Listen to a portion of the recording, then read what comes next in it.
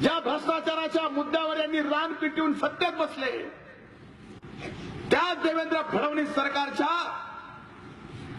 20 महिन्याच्या काळात 11 मंत्र्यांचे 3,500 कोटी रुपयाचे घोटाळे पुराव्यानिशी मी विधान परिषदेमध्ये उघडे केले. मी फडणवीस साहेबाला म्हणलं, तुम्ही भ्रष्टाचाराच्या मुद्द्यावर सत्तेत बसलात आणि 20 महिन्याच्या सरकारच्या काळात एक नवीन विक्रम तुमच्या मंत्र्यांनी केला. 3,500 कोटी खाल्ले.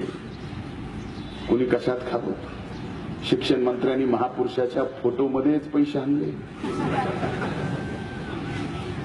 आदिवासी मंत्र्यांनी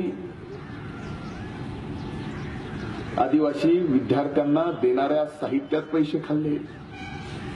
सामाजिक न्याय मंत्र्यांनी इतर मागासवर्गीय एसटी या विद्यार्थ्यांना मिळणाऱ्या स्कॉलरशिपमध्ये पैसे खाल्ले.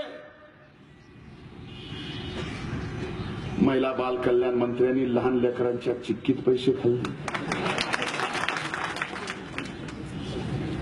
आरोग्य मंत्र्यांनी आपल्या पीएससीला येणाऱ्या औषधात पैसे खाल्ले. हे सगळं उघड केलं पुराव्यानिशी.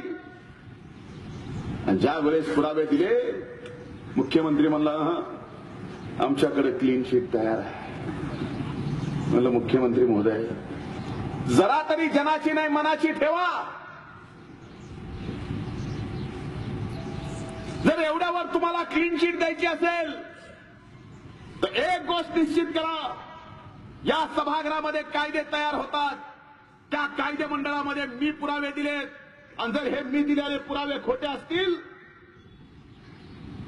तर महाराष्ट्रातल्या कुठल्याही चौकात धनंजय मुंडेला फाशी द्या, धनंजय मुंडे फाशी घ्यायला तयार आहे. पुरावे जर खरे असतील तर या भ्रष्टाचारी मंत्र्याला एक दिवस खुर्चीवर ठेवू नका.